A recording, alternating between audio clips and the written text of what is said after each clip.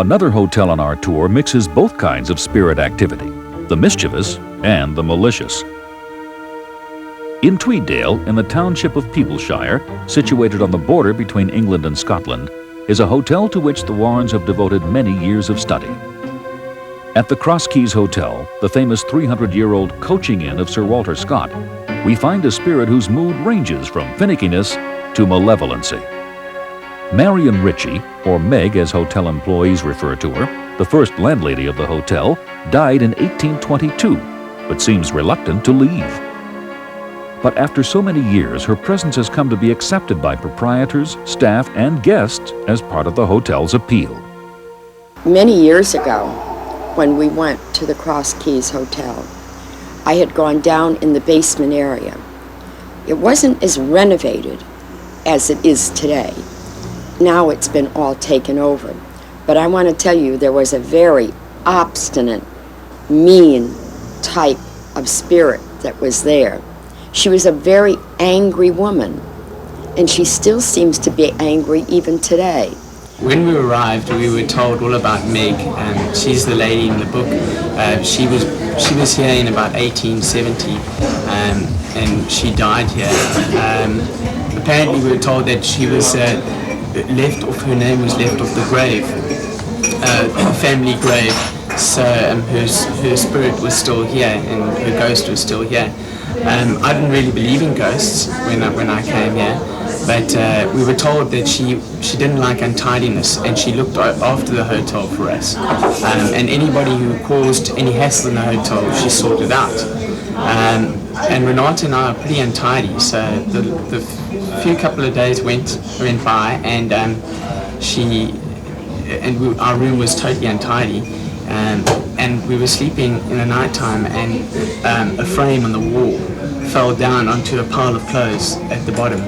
On the floor, and woke us up, and we just thought, well, that's nothing, you know. And we thought, well, we'll pick up the clothes anyway.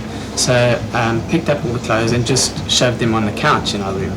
I didn't clean it up or anything, just shoved it on the couch, and we put the frame back up again. And in the morning when we woke up, the frame was down on the ground again, and it had broken into pieces. And I told some of the staff about it, and they said, yes, it's Meg, because she doesn't like untidiness. But Meg sometimes takes a nasty turn and goes way beyond mere annoyances. On one occasion recently, the ghost attacked a carpenter working alone in an upstairs room of the hotel, causing physical injury. Well, he was just working up on the roof. I think he was putting these panels in or something like that. He was the only one in here, and he was supposed to go back downstairs, and he never got there.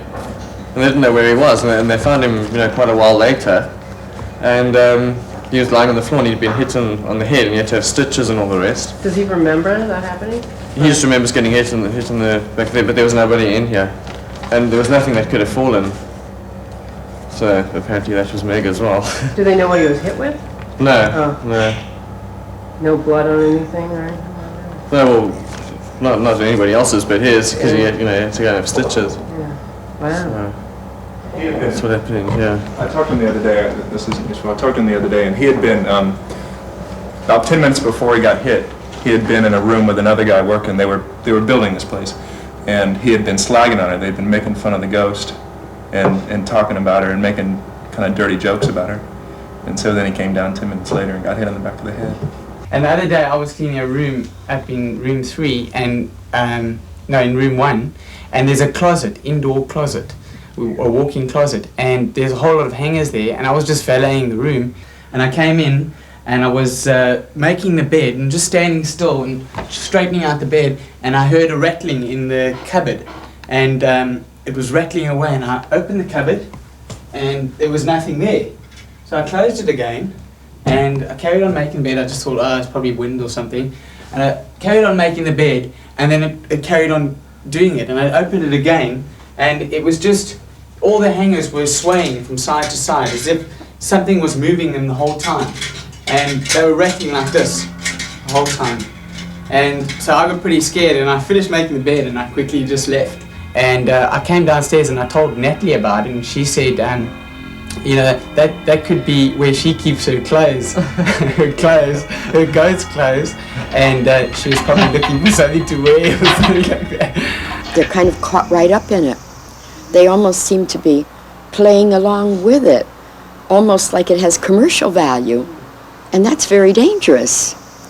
I mean, they're giving so much recognition to this spirit, and what they're really doing is attracting others. So part of the time it might be Marion Ritchie, but what they are doing with all this recognition is to actually invite other things in, because where there is one spirit, there is always more than one. With both these doors open, and I just saw like that side of someone's body, but I just saw the white part, like her top or whatever, if that was her, coming around the corner of the stairs, but very quickly, just a flash, and then towards the bathroom. And I jumped up, because there was no one staying in the hotel, and I came through, and when I opened the door, there was no one there. So that was pretty weird, because I definitely saw something. I just saw like that side of someone's body. It was definitely like a person, and I saw the white shirt. But that's all I saw, and I just sort of told myself I was seeing things. And the one thing that we became aware of very, very early on is that she didn't want any foreigners other than people of Scottish descent. Particularly, she didn't want any English ownership. This is the other place she's been seen. There's supposed to be a definite presence along here somewhere. And this American tourist was coming up the stairs. He was at the top over there, and as he got, to the top and turned round, he saw her, he claims. So he ran to his room and got his camera, and when he got back, standing at the top of the stairs, and he couldn't see her. And so he just stood there, and then someone pushed him down the stairs, and he broke both his legs. People being pushed and shoved and being hurt, these all fall into the category of something that a human spirit wouldn't have the energy to do, nor to bring about. But also realize that it creates tremendous fear, and the energy that the individual throws off through that fear allows it to be much stronger. Having a haunted hotel can sometimes be a draw, but sometimes it can scare people away. Two young women who had traveled from Australia to work in England for the summer are frightened away within a week of their arrival at Cross Keys and swear they'll never return. There were two Australian girls here, and when they first arrived, they were staying in our room, and they were also pretty untidy. And what happened one night, for the first couple of nights they had nightmares, and then one night they woke up in the middle of the night and the whole mirror was just cracked on one side, and the next night they woke up and they saw My handler was doing that, and they got a bit of a fright, and they thought it was the bar manager Gordon that used to work here, and his room was across the hall, and they thought it was him. They came up to the door and they looked like that to give him a fright, and there was no one there. And they went through to his room and they told him what had happened. And he said that he'd heard it, but he thought it was the wind, knocking the window or a door or something, but it wasn't windy outside. So that was pretty weird as well. And then that night they stayed awake for a while, and then the one girl drifted off to sleep and the other one sat here with a golf club. and she was petrified. And they saw the door opening and a hand coming through. It was like with white chiffon sleeves, and they just saw the hand coming through and was going like this. And they thought, oh well, that she wants us to get out. And they got a real big fright and left straight away. But the owner of the place says, no, she was just telling you to clean up because your place is a mess. Well, there was this lady Irene, that was on Sunday night, and she went into the ladies downstairs in the bar, and as she came out of the cubicle next door, the toilet flushed and the door opened. There was no one in there, and she left pretty soon after that. I think she got a bit of a fright. And that's the most recent. And when was that? Sunday night, so 3 nights ago. And then one night I was working the bar and went upstairs to just have a cigarette for a cigarette break. And I heard knocking on the window like this, and footsteps on this roof outside. I just thought it was some person, so I came to the window, looked outside, and there's a swing door just at the bottom over here. It just went open and close, and it makes a noise, goes woo, woo, but nobody was there. And so I thought, oh, it must be somebody. So I walked back to my bed, and I was sitting there by myself, and there was a knock, knock, knock, like this again. I went to the window again. I thought somebody's trying to get in, and there was nobody there, and I saw the swing door go open and close again. So I got a bit of a fright, and I sort of left my cigarette and ran out.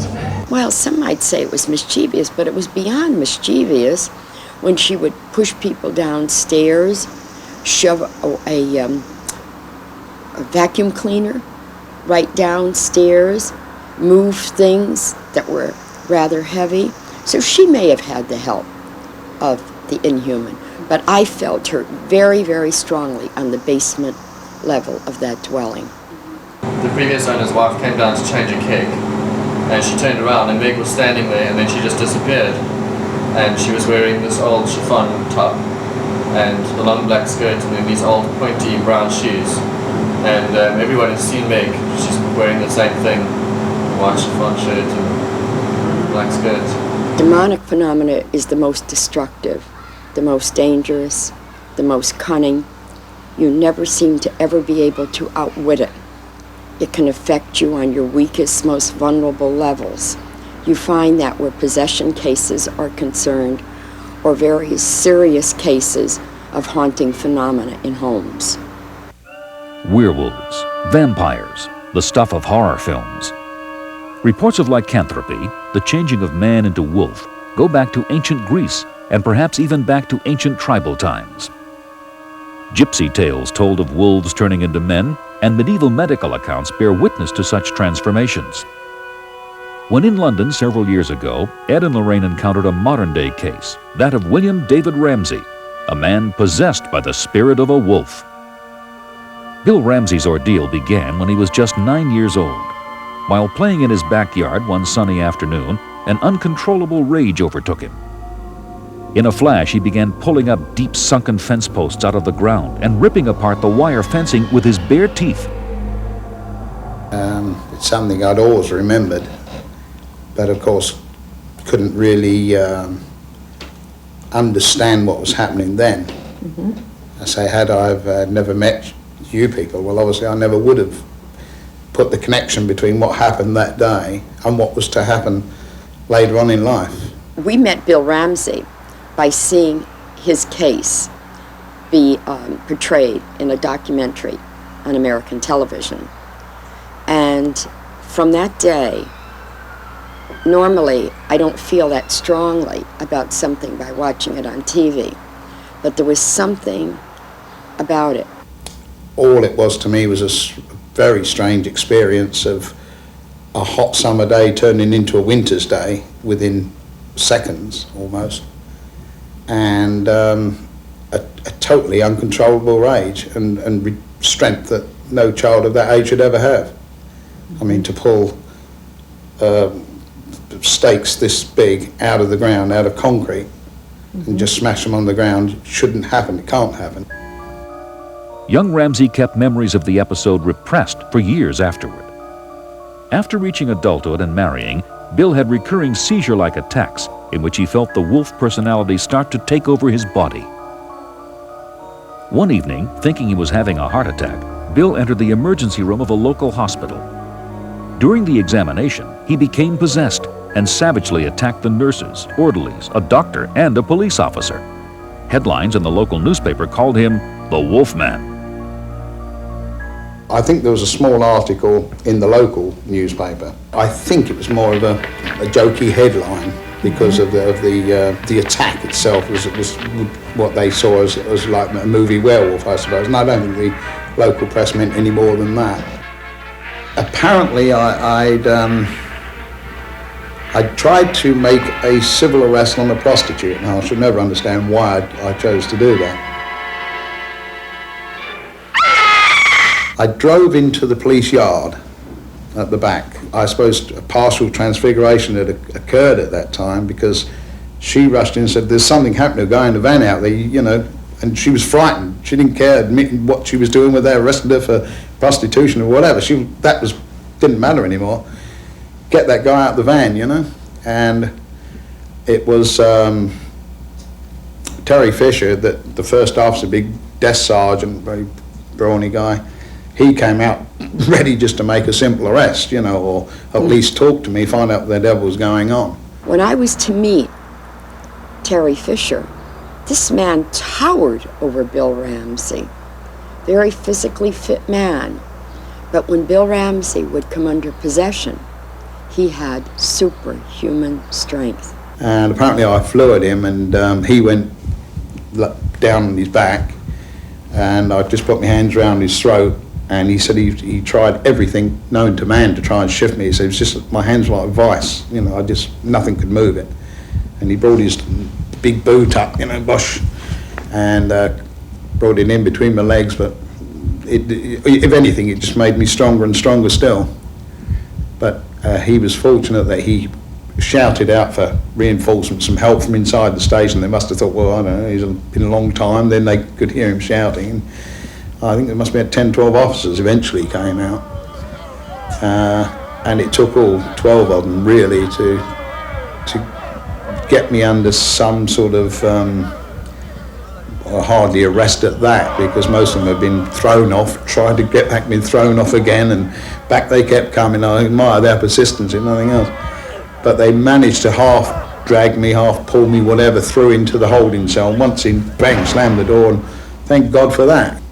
But they said I went quiet for a while. Then they could hear a hell of a row going on in the cells. And they merely came down to probably tell me to shut up or whatever. And in the door of the cell, there's a little opening. I think they're about 10 inches by 8 inches. They're not very big. All it is sufficient to pass a cut through, I would think, or not even a plate. I doubt you'd get a plate through it, but I would think a mug of tea or something, I suppose, is the idea they're there. And I somehow had managed to get virtually the upper part of my body through this, my arm, top there, my head, right the way through this, and they just couldn't believe what was going on. The hand that was through had gone claw-like, and they were looking at this transfiguration, virtually a wolf is the way they described it. This, as I say, was some demonic illusion. There was no actual physical, I mean, we all know it's biologically impossible for anybody's body to change. He transfigured when the spirit would actually take over him, the wolf spirit that took over Bill Ramsey, so that what he was doing, or what the spirit was doing in him, I should say, is projecting telepathically to, say, the police officers who were victims, or to the nurse or people in the hospital that were victims. They would see this hideous wolf-like creature, is the best way of putting it. The local press seemed to be on the understanding it was me making all these claims. It was me saying I was doing this. Well, I hadn't said a thing. I didn't claim anything. No. It was police officers, it was doctors, it was nurses, a lot of credible people. They were saying them, not me. Who were witness to it, Bill. Who were all witnesses. Yes. And when they asked me, I said, well, I don't know. I asked them, I don't know. I wasn't, my mind wasn't of this earth, as it were. Ramsey's affliction baffled the medical establishment. He was subjected to brain scans, x-rays, and hours of interviews and consultations at the Runwell Mental Facility. But nothing was discovered that would explain his physical transformation and superhuman strength. I don't think the first question is where it comes from. The first question is, we know it's a stranger, and we're terrified of it as a rule. We don't know. I mean, it's obviously, whether it belongs to us or not, it's still intruding, and it has to be dealt with. And each time it did was always the prayer, I suppose, the wishing that, yeah, it's gone now. Don't let this happen to me again. Of course, it was only wishful thinking, because every time they did come back, and every time they did come back, that was worse than the time before.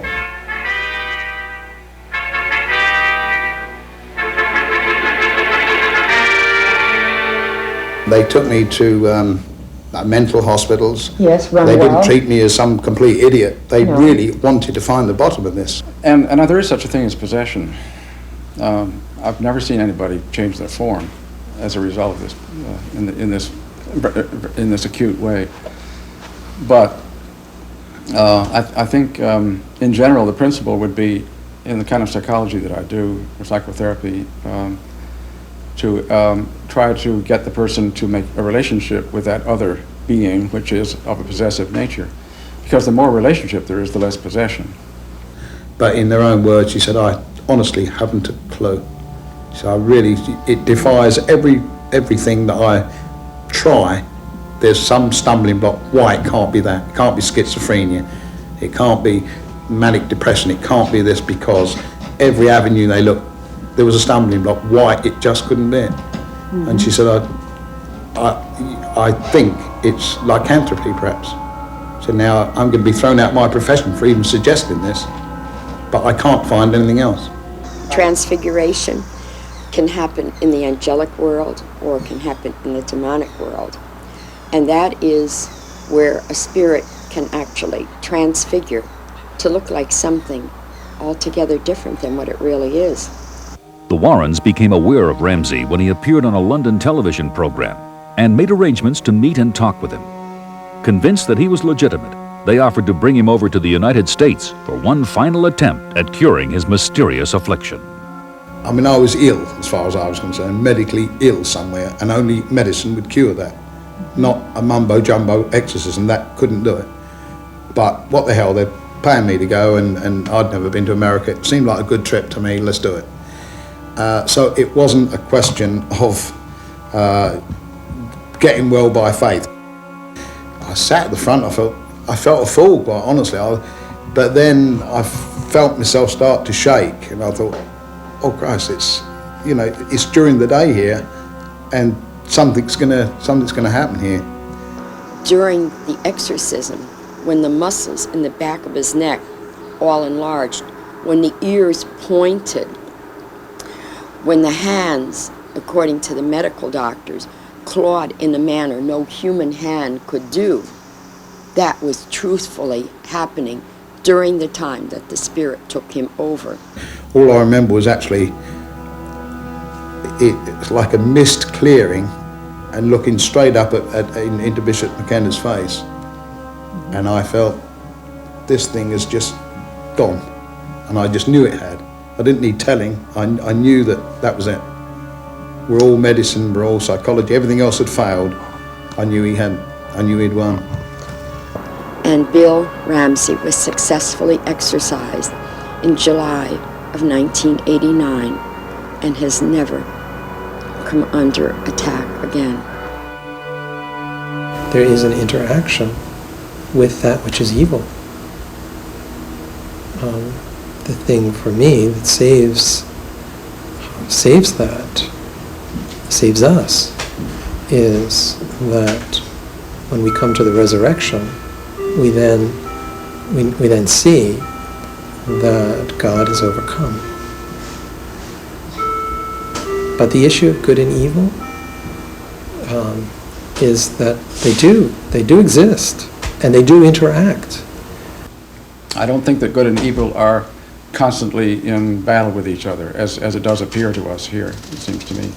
But that the good, as I see it, is something which has a totality of acceptance of life, which can embrace all of life. Therefore, it embraces all that we call evil as well. And if we can understand that, it seems to me, evil more or less finds its place and even can be transformed.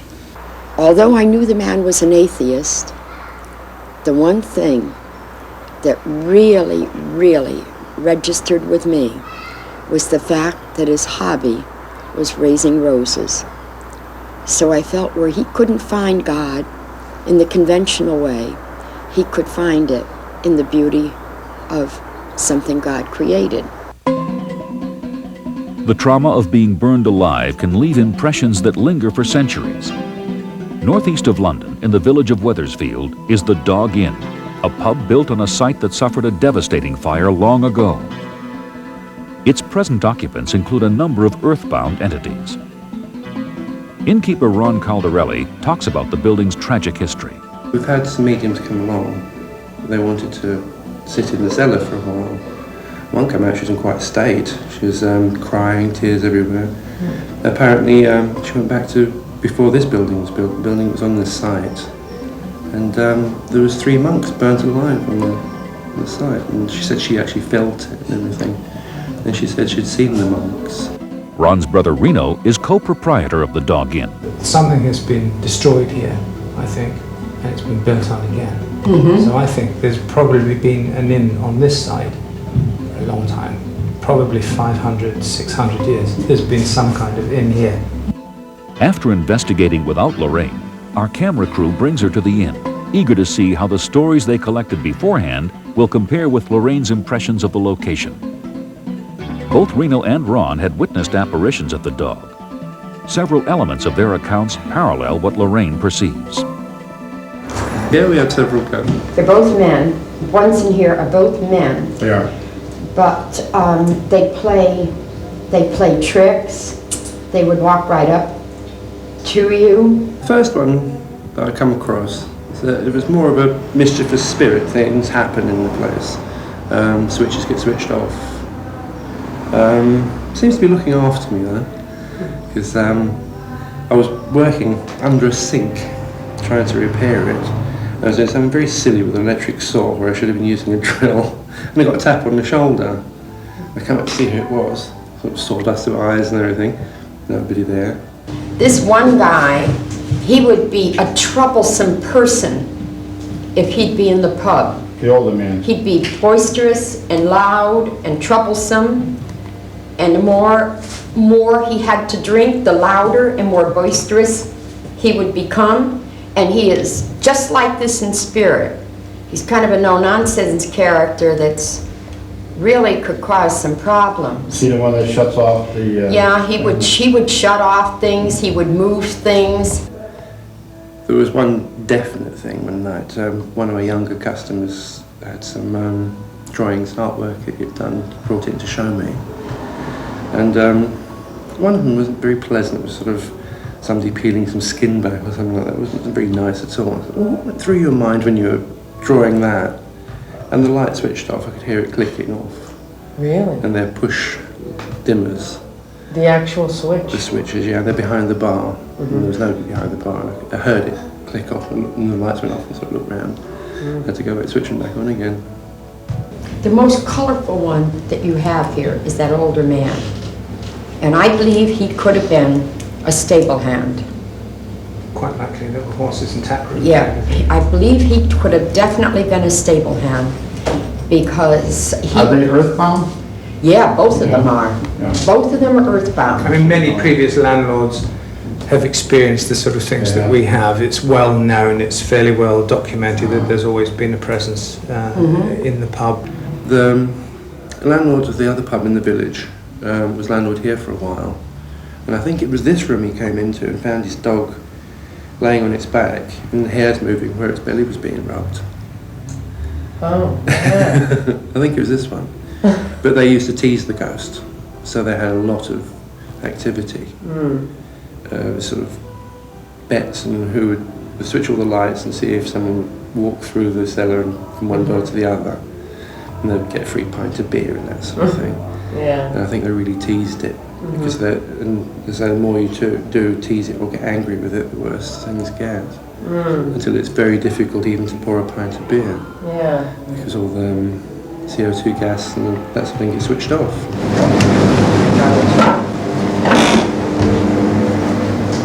These ones have been switched off. The ones straight from the...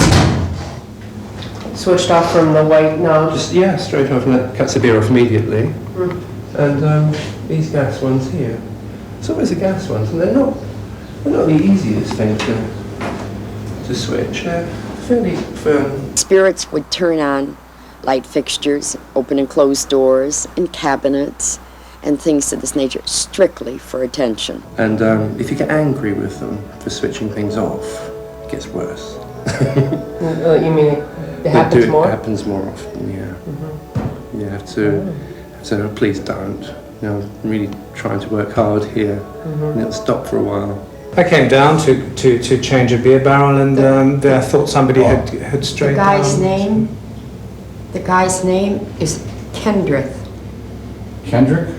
Kendrith. His name is Kendrith. Kendrick. Is that the last name or a first name? I don't know. Is it the old man or the young guy? It's the young guy. The young guy is easy to communicate with. The old guy, he's a character. With no previous information about the spirit's clothing, Lorraine describes details about what the spirits are wearing. Her descriptions are identical to those given by the Caldarelli brothers. She describes one as oddly dressed, a stable hand, seaman, or butler, wearing a dark jacket which falls just below the waist with tight-fitting pants. The other, Kendrith, is a young man, short in stature, wearing a white shirt and knickers. I've seen two. Must be from from when this building was first built.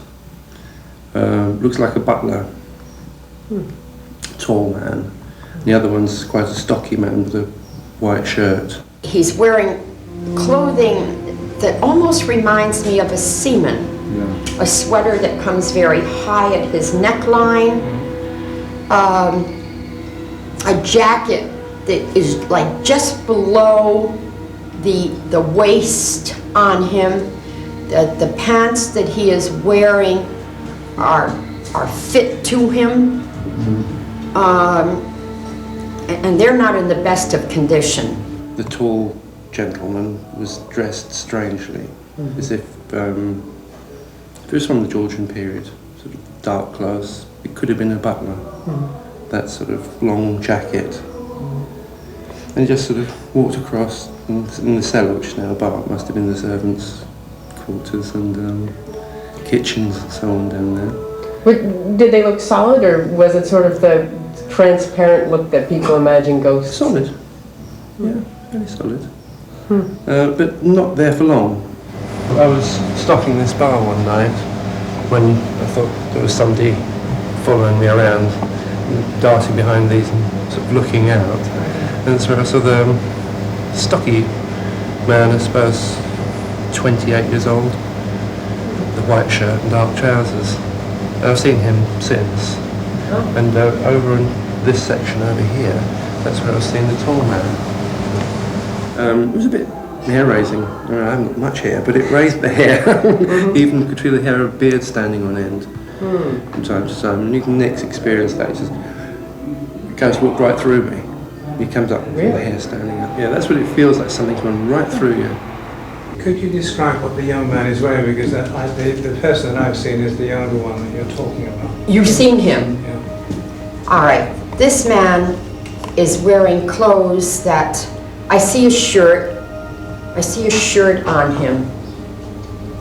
And I don't see outer clothes. What kind of shirt? That's exactly what I've seen. That's exactly. White shirt. It's a little bit grubby. Yeah, he is grubby, but he looks fine. What I've seen on the bottom half of them are their breeches. They don't go there; they come down to the bottom. I see them ending here on the calf of his leg. They're like knickers. They're like our knickers. Yeah. And he's wearing only a shirt and no outer clothing. That's exactly what I've seen in the corner. The personality does live on. So the type of person they were in life, they are in spirit. That's why some of them are so hard to really communicate with. And children are the worst. That is the hardest and the saddest, because children are very frightened and they don't know you, and you have to try to be as soothing and understanding and compassionate as you possibly can where they're concerned.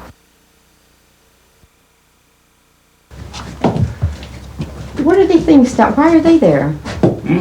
Oh, they're dolly and there's toys. I'll tell you why and how. This wee room here is a nice wee room. It's got a wooden floor. But this is a haunted room. This room is haunted. It's haunted by two things. It's haunted by the voice of a crying boy. A wee sweep. You know, sweeps went up chimneys. He went up this chimney, he got stuck, and they dug him out of that hole. Now that can be true. Is that a dungeon? No, that's ground level. Now the other thing that haunts this wee room is a ghost. The ghost of a little girl. You not seen her yet? She's sitting on a stool in that corner. I wouldn't doubt it. She's been seen quite often, a ghost. She's been seen in colour. Got a green dress, dark hair and ringlets. And a shawl around her shoulders. Has she been seen recently? Yes, she was seen last August. A lady such as you. She saw her. And she was a Japanese medium. Oh, yes. She came down here with a few friends, was visiting the Lord Provost. They weren't tourists, they were these business people. Yes. And she saw her. And she got in touch with her. And she got her name, which is Dana. And that's the second time I've heard that name. Donna. Dana, D-A-N-A, Dana. The wee girl got in touch with the medium and she asked her for a doll and sweets. Hence the doll. The lady fished in her handbag and she had a doll for a souvenir and she left it there. There's the wee doll. And there's the two sweets. The two sweets. And then look at all the stuffed toys. That is misguided people coming down here and left all these sort of things here on there, round here. And nothing to do with this story. Have they ever been moved? No, never been moved. So I put them in there out the way Yes. because it's nothing to do with the original story on the doll. No, but it would make the child happy. Yes, but she can get them if she wants them in there. Yes. And that is the original doll the lady left. But children's spirits are very hard. And it is usually relatives, parents or grandparents, or aunts or uncles or other siblings that hold them earthbound because of their grieving. As we've just seen, accidents also took their toll of human life in ancient times, just as they do today, and children are often the victims. Let us return to York and hear about how a young girl named Flossie met an untimely and tragic end. Gather round, gather round. We're now standing in front of number 41 Stonegate, formerly known as Raffles Tea Rooms or the House of Tweed, which is what it was when the little ghost books you can buy around the city were written. But before that, it was the home of a Victorian doctor who lived here with his wife and their little daughter, pretty little blonde girl. She was,